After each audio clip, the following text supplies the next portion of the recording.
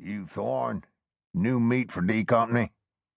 He scrambled out of his barely constructed shelter. Water. I'm dying. A canteen came flying over the heads of the mules.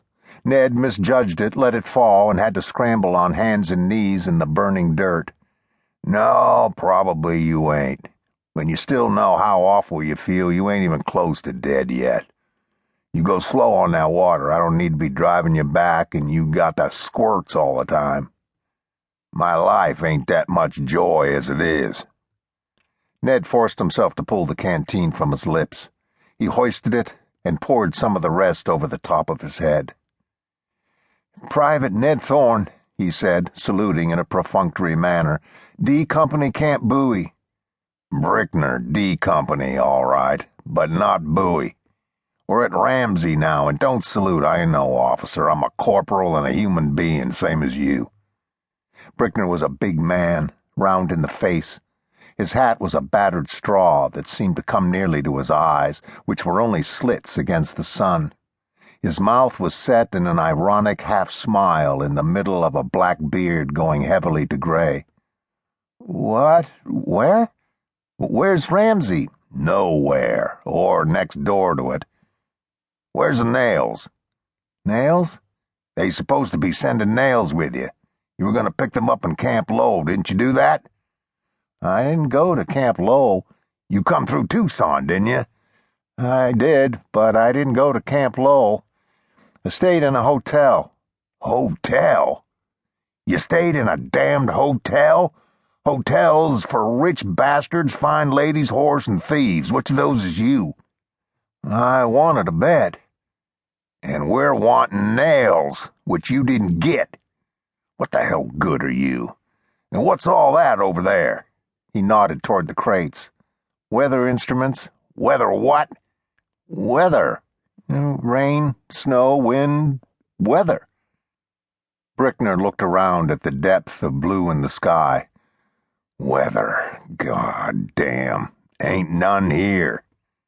Ned stood in the middle of the desert, his head and shoulders wet, his belly already starting to bloat from the near canteen full he'd drunk.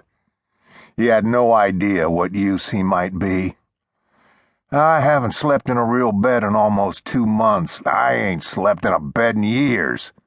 What other complaints you got about your miserable life? Stung, the boy stood and glared, saying nothing. That's what I thought.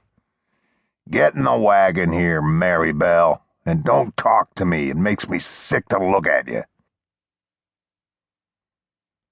They rode in silence. The small breeze stirred by their motion carried the dust and the smell of the mules back to them. Ned held another canteen in his lap, taking small swallows from time to time. His thirst was mostly memory by now, but a memory of which he couldn't completely rid himself. He kept his eyes straight ahead, looking only occasionally over to Brickner.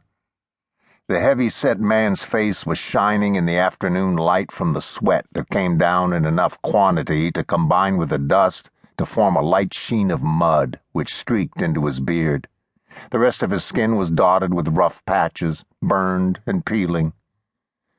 You know what time it is? Brickner asked. I don't have a watch. I won't take it from you. Can't. Someone else did. Damn. Brickner looked off toward the horizon where the Dragoon Mountains gave way to the Little Dragoons farther to the west. 3, maybe 4 o'clock, he said. Who got your watch then? Sergeant back at Jefferson. How'd he get it? He'd just take it off you? Him, 3 jacks and a pair of 4s. And what was you holding? Not enough. I reckon that. What, exactly? 3 7s, if it makes any difference to you. Brickner snorted and snapped the traces against the haunch of the nearest mule. The team picked up and then settled back to their same pace, man and mule seeming in agreement that this was all to alleviate the boredom of the road. Take these. Go on, take 'em. I ain't gonna hurt you. Brickner handed Ned the reins while he loaded and fired a long-stemmed clay pipe. It does make a difference. A man could go ahead and lose his watch on 3 7s. That's bad luck. Bad luck is better.